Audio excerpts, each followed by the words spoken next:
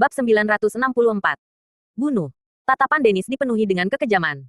Dia langsung bergerak, menamparkan dengan telapak tangannya. Energi sejati bergemuruh, berubah menjadi ular raksasa dan naga besar di udara, lalu menyerang Yogi dengan keras. Wajah Yogi tampak sedikit berubah ketika dia merasakan tekanan besar. Namun, ular raksasa dan naga itu begitu mendominasi hingga dia tidak bisa menghindar. Dia hanya bisa mengangkat tangannya untuk menahan serangan. Keduanya bertabrakan dengan keras, tetapi tidak ada banyak energi sejati yang menyebar seluruh kekuatan serangan terkikis habis dalam benturan. Kemampuan ini. Yogi menatap Dennis dengan ekspresi penuh keraguan saat dia berkata, mungkinkah ini teknik naga ular? Namun, dalam sekejap dia menatap Dennis dengan tidak percaya, lalu berkata, tapi itu nggak mungkin. Teknik naga ular adalah kreasi unik Dewa Perang Dito yang hanya diajarkan pada para pengikut setia dari markas perangnya. Ini nggak pernah disebarkan. Kamu adalah bawahan Jenderal Dito dulu. Memang kenapa? Balas Dennis. Ketika melihat identitasnya tak bisa disembunyikan lagi, dia langsung mengakuinya dengan tawa dingin. Begitu kata-kata ini diucapkan, semua orang langsung tercengang. Mereka mengingat banyak rumor dari bertahun-tahun lalu. Pada masa itu, nama Dito adalah sebuah legenda yang luar biasa. Dia adalah bintang paling bersinar di dunia militer. Banyak yang mengatakan bahwa dia akan menjadi pemimpin militer generasi baru. Nama Dewa Perang Dito bergema di seluruh negeri. Prestasinya tak terbantahkan. Selama 13 tahun, dia menguasai wilayah Tenggara, menjaga kedamaian sepanjang perbatasan sejauh hampir 5.000 km. Dia dijuluki pilar wilayah Tenggara. Dito menundukkan banyak jenderal muda, membuat tidak ada yang berani meragukan ketenarannya. Jika Dito tidak jatuh, keluarga Lavali dari kota Naraya mungkin sudah menjadi salah satu keluarga paling berpengaruh di negara Elang. Meski Gary tak terkalahkan memang sangat kuat, di bawah cahaya terang Dito, dia hanya bisa dianggap sebagai bintang pendamping. Sekarang, Dennis ternyata adalah bawahan Dito. Bahkan Felix pun memandang Dennis dengan ekspresi ragu. Nama Dito sudah dikenal di mana-mana. Jika Dito masih hidup, satu jarinya saja cukup untuk menghancurkan keluarga Forest. Dia pasti tidak akan berani melawan orang yang dihormati oleh Gary tak terkalahkan. Namun, mengapa Dennis ini malah berani menyerang Gary tak terkalahkan? Bahkan Adril pun memandang Dennis dengan wajah bingung. Situasi ini tampaknya sudah menjadi makin rumit. Ini membuat Adril sulit untuk memahami apa yang sedang terjadi, sehingga dia hanya bisa diam sambil mengamati perkembangan. Setelah mengetahui identitas Dennis, Yogi mengerutkan kening, lalu berkata dengan nada serius, Dewa Perang Dito dan Gary tak terkalahkan adalah saudara kandung. Kenapa kamu harus diam? Belum selesai Yogi berbicara, Dennis langsung memotongnya dengan teriakan penuh amarah. Dennis melanjutkan dengan tatapan penuh kebencian. Saudara kandung apa? Itu hanya omong kosong. Saat majikanku mengalami kesulitan, di mana Gary?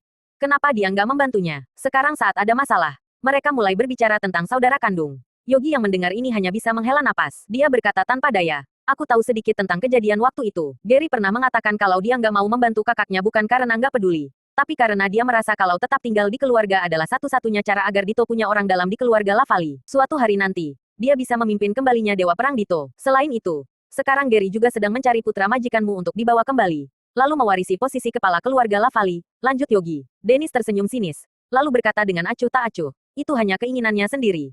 Pikirkan baik-baik, kalau majikanku sudah meninggalkan keluarga Lavali, mengapa dia harus peduli dengan posisi kepala keluarga Lavali? Dia sekarang ingin memberikan posisi itu kepada majikanku dan putranya. Sudah terlambat. Dennis memandang rendah permintaan maaf itu. Permintaan maaf yang terlambat lebih rendah daripada seekor anjing. Dia sama sekali tidak peduli. Ini. Yogi merasa terkejut, lalu berkata dengan putus asa, itu adalah urusan internal keluargamu. Kamu sebaiknya membiarkan keluargamu tak terkalahkan. Kisah masa lalu ini terlalu rumit. Sebagai orang luar, dia tidak ingin ikut campur. Nggak perlu. Dennis tertawa dingin, lalu berkata, berkat keluarga Lavali, majikanku sudah lama menghilang. Aku bahkan nggak bisa menemukan kabar tentangnya. Hari ini, anggap saja aku bertindak atas nama majikanku untuk menuntut balas atas utang darah ini. Mendengar ini, Yogi berkata dengan marah, kalau Dewa Perang Dito tahu kamu bertindak sembarangan, dia pasti nggak akan memaafkanmu. Itu urusan nanti. Dennis tersenyum dingin, lalu menambahkan, hari ini, aku hanya ingin melihat Gary tak terkalahkan tenggelam dalam kesedihan. Orang yang ingin dilindunginya akan aku bunuh. Setelah berkata demikian, Dennis kembali menyerang dengan penuh amarah. Kebencian yang dia rasakan terhadap keluarga Lavali begitu mendalam. Seiring berjalannya waktu, kebencian itu makin tumbuh. Hari ini, dia akan membuat Gary tak terkalahkan merasakan kepedihan yang mendalam. Sialan, ini benar-benar masalah yang kacau. Yogi mengutuk dengan marah, tidak punya pilihan selain ikut bertarung. Semua orang yang mendengar cerita ini tampak terkejut. Ini benar-benar skandal besar. Selain itu, kejadian ini disiarkan secara langsung. Keluarga Lavali memang pantas mendapatkannya. Mereka memaksa Dito untuk mengasingkan diri. Kalau Dito masih ada, keluarga Forest hanya seujung jari baginya. Nggak akan ada masalah seperti hari ini. Dewa Perang Dito adalah sosok yang sangat perkasa. Bahkan bawahannya saja sudah sekelas guru bumi. Pada puncak kekuasaannya, nggak terbayang betapa gemilangnya dia. Gary tak terkalahkan masih ingin putra Dewa Perang Dito mewarisi keluarga Lavali. Apa mereka peduli dengan keluarga Lavali? Jelas sekali. Popularitas Dito masih sangat tinggi. Bab 965. Saat ini, banyak orang mulai berpihak pada Dennis. Merasa bahwa keluarga Lavali menerima akibat dari perbuatan mereka sendiri. Beberapa orang juga menganggap Adril bernasib sial. Dia adalah seorang jenius, tetapi terseret dalam pertarungan internal keluarga Lavali yang kacau. Ini membuat banyak orang merasa kasihan padanya. Pada saat ini, Adril sendiri merasa sangat bingung. Rencana ini sama sekali tidak berjalan seperti yang dia bayangkan. Alih-alih kekuatan dari pihak ayahnya yang datang, malah seorang pria tua yang muncul. Skenarionya seharusnya tidak seperti ini. Sekarang bagaimana ini? Pada saat itu, Adril melihat Felix mendekat dengan senyum dingin di wajahnya. Lalu berujar, "Bocah, sepertinya sekarang nggak ada yang bisa membantumu. Felix, kalau kamu berani menyentuhnya, aku dan Gary tak terkalahkan akan bertarung denganmu sampai mati." Teriak Yogi dengan penuh amarah saat melihat gerakan Felix. Felix tersenyum sinis sambil mengangkat tangannya. Lalu, Adril langsung tertarik mendekat dengan kekuatan yang besar. Felix tampak tersenyum dingin saat dia berkata, "Benarkah? Aku mau lihat bagaimana kamu akan bertarung sampai mati dengan keluargaku." "Kamu." Felix merasa sangat marah. Namun, tiba-tiba terdengar suara gemuruh. Dua naga dan ular raksasa dari energi sejati kembali meluncur ke arah Yogi. Dennis mendengus. Lalu berkata, "Aku menghormatimu sebagai seorang prajurit yang telah berjasa bagi negara. Jadi aku nggak mengerahkan seluruh kekuatanku. Jangan memaksaku untuk melawan dengan sungguh-sungguh. Kamu gila." Teriak Yogi dengan penuh amarah sambil mengeluarkan seluruh kekuatannya. Dennis tetap tenang, seolah-olah tidak peduli seberapa besar kekuatan yang digunakan Yogi. Karena Dennis mampu menahannya dengan mudah, wajah Yogi langsung berubah pucat. Merasakan seolah-olah dia sedang dicekik oleh ular raksasa. Gary tak terkalahkan. Cepatlah datang. Dasar sialan, pikir Yogi dengan cemas sambil bertarung. Sungguh tubuh yang luar biasa. Di sisi lain, Felix menatap Adril dengan penuh nafsu. Dia berkata, "Aku harus menikmatinya perlahan-lahan. Nggak boleh ada setetes darah pun yang terbuang." Felix sedang mengamati pembuluh darah di tubuh Adril. Dia menganggapnya sebagai makanan darah terbaik sambil berpikir dari mana dia harus memulai. "Kamu adalah orang tua bodoh yang nggak berbakat, yang hanya bisa menjadi guru bumi dengan memakan darah orang lain. Sungguh memalukan. Tapi aku bisa memberitahumu. Pulanglah dan minum susu ibumu. Itu lebih efektif daripada memakan darah orang lain. Kalau nggak percaya, coba saja." Cemooh Adril dengan santai tanpa rasa takut sedikit pun. Bagaimanapun juga, Felix tidak akan melepaskannya. Jadi Adril merasa lebih baik dia mengucapkan apapun yang dia inginkan. Orang-orang yang mendengar hinaan ini merasa Adril benar-benar berani dalam mengutuk orang lain. Jika ibu Felix masih hidup, dia mungkin sudah berusia lebih dari 100 tahun. Mana mungkin dia masih bisa menghasilkan susu. Hanya Adril yang berani menghina seorang guru bumi seperti itu. Berani juga kamu. Aku yakin hatimu juga akan lezat. Felix tertawa dengan penuh amarah. Sudah bertahun-tahun tidak ada yang berani berbicara seperti itu padanya. Adril benar-benar sudah menyentuh luka batinnya. Bakatnya di tingkat guru bumi memang sangat rendah, sehingga dia terpaksa menggunakan teknik jahat untuk meningkatkan kekuatannya. "Memang kenapa kalau kamu seorang jenius? Aku suka memakan orang-orang seperti kalian." Lanjut Felix. Dia mengangkat tangannya untuk merobek pembuluh darah di lengan Adril. Di bawah tekanan energi sejatinya, darah Adril langsung menyembur keluar. Ekspresi Felix tampak bersemangat. Dia melambaikan tangannya. Lalu darah itu langsung menguap menjadi energi darah yang dihirupnya melalui hidung dan mulut. Dalam sekejap, wajah Felix tampak memerah serta terlihat penuh kepuasan. Energi sejati di dalam tubuhnya mulai aktif kembali. Sementara itu, wajah Adril langsung berubah pucat saat darahnya mengalir deras. Tubuhnya pun terasa makin lemah. Adril, Alvin merasa sangat cemas saat melihat pemandangan ini. Ini terlalu mengerikan. Adril akan mati kehabisan darah. Ekspresi Elin tampak tetap tenang, tetapi di dalam hatinya ada perasaan sedih. Wajah Deka tidak menunjukkan ekspresi. Dia hanya menghela napas lega sambil bergumam. Akhirnya ini akan segera berakhir.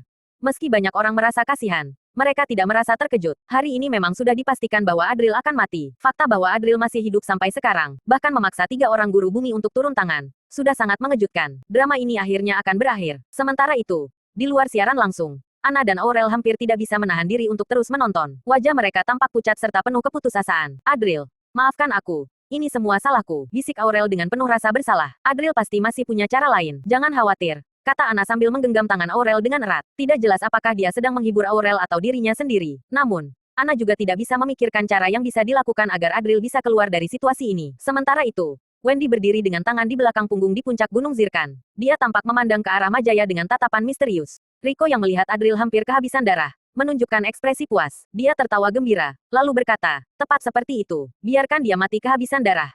Adegan ini telah dia bayangkan berkali-kali. Namun, Adril selalu berhasil bertahan dari maut sebelumnya, membuatnya merasa sangat kesal. Sekarang, saat pemandangan ini benar-benar terjadi, tubuhnya gemetaran karena senang. Bab 966. Nggak buruk. Tubuh ini sangat lezat.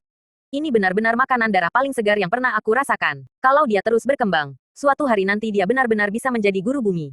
Felix berbicara tentang tubuh Adril seolah-olah sedang mengulas makanan. "Jangan buang waktu. Cepat bunuh dia," kata Dennis dengan tegas sembari menangkis serangan Yogi sekali lagi, memberi Felix waktu tambahan. Felix tampak sedikit tidak senang karena diganggu saat sedang makan, tetapi dia tidak mengungkapkannya. Dengan nada penuh penyesalan, dia berkata pada Adril, "Aku sebenarnya ingin menikmati makanan darah ini perlahan-lahan. Tapi sekarang, aku harus menghormati temanku ini." Setelah mengatakan itu, Felix mengangkat tangannya dengan cepat. membuat beberapa pembuluh darah di tubuh Adril kembali terbuka. Lalu darah segar pun mengalir keluar dengan paksa. Wajah Adril menjadi sangat pucat karena darahnya yang hilang dengan cepat.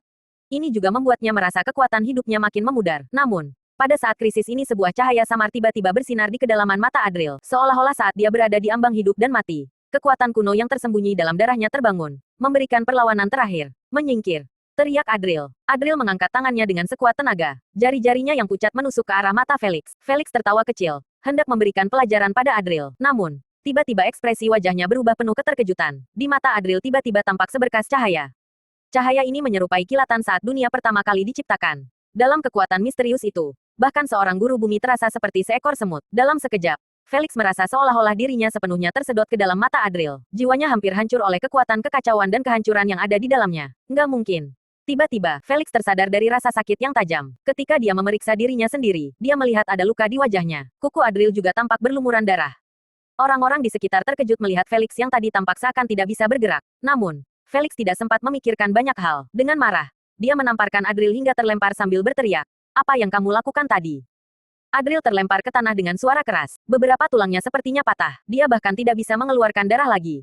Katakan, apa yang kamu lakukan padaku tadi? Tanya Felix lagi. Felix tidak peduli lagi untuk menjaga tubuh Adril tetap utuh. Dia menyerangnya terus dengan gelombang energi sejati, hingga membuat Adril terlempar lagi. Saat memikirkan pengalaman tadi, Felix bisa merasa ketakutan yang luar biasa, seperti jiwanya ditarik ke dalam kekacauan. Sementara dia yang seorang guru bumi, seolah-olah hanyalah semut. Bahkan tubuhnya seolah menghilang. Kesadarannya pun hampir hilang. Ini sangat menakutkan. Dia merasa dihina oleh seorang master puncak rendahan. Bahkan dia sampai terluka. Kemarahan Felix langsung melonjak. Dia ingin melampiaskan dendamnya pada Adril. Adril terbatuk sambil mengeluarkan beberapa tetes darah. Lalu, dia berkata dengan nada mengejek. Kamu ini sudah menjadi guru bumi. Tapi masih sepayah ini. Bisa-bisanya kamu terluka olehku. Kamu benar-benar guru bumi terlemah yang pernah ada. Meski berkata demikian, kedua mata Adril terus mengeluarkan darah. Rasa sakit yang tajam jelas menunjukkan bahwa kekuatan mata gandanya yang baru terbangun tadi belum bisa dia kendalikan.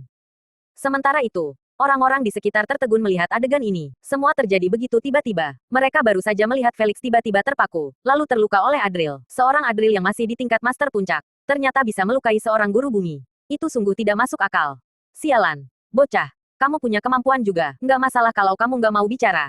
Aku akan membongkar tubuhmu. Lalu mempelajarinya perlahan. Ujar Felix sambil mendengus marah. Tidak ingin membuang waktu lagi untuk bertanya. Dia langsung mengangkat tangannya. Membentuknya seperti cakar. Lalu langsung mencengkeram Adril. Kali ini, Adril mencoba mengaktifkan mata gandanya lagi. Namun, karena sebelumnya kekuatan itu terlalu banyak terkuras, serta darah di dalam tubuhnya hampir habis, semua usahanya sia-sia meski dia sudah berusaha keras. Dengan satu gerakan, Adril langsung tertarik ke dalam cengkeraman tangan Felix. Felix mencengkeram leher Adril, menatap matanya dengan senyum dingin, lalu berkata, kalau aku nggak salah lihat, tadi pasti matamu yang sudah membuat semua kekacauan itu, kan? Baiklah, aku akan menghisap habis energi darahmu dulu. Lalu aku akan mengambil kedua matamu. Felix kembali membuat luka baru di tubuh Adril, melanjutkan proses penyedotan darah. Sambil melakukan itu, dia mengangkat tangannya, siap mengambil mata Adril. Energi sejati yang kuat bagaikan pisau sudah membuat mata Adril terasa sakit bahkan sebelum bisa menyentuh matanya. Namun, tiba-tiba terdengar jeritan mengerikan yang beruntun dari kejauhan.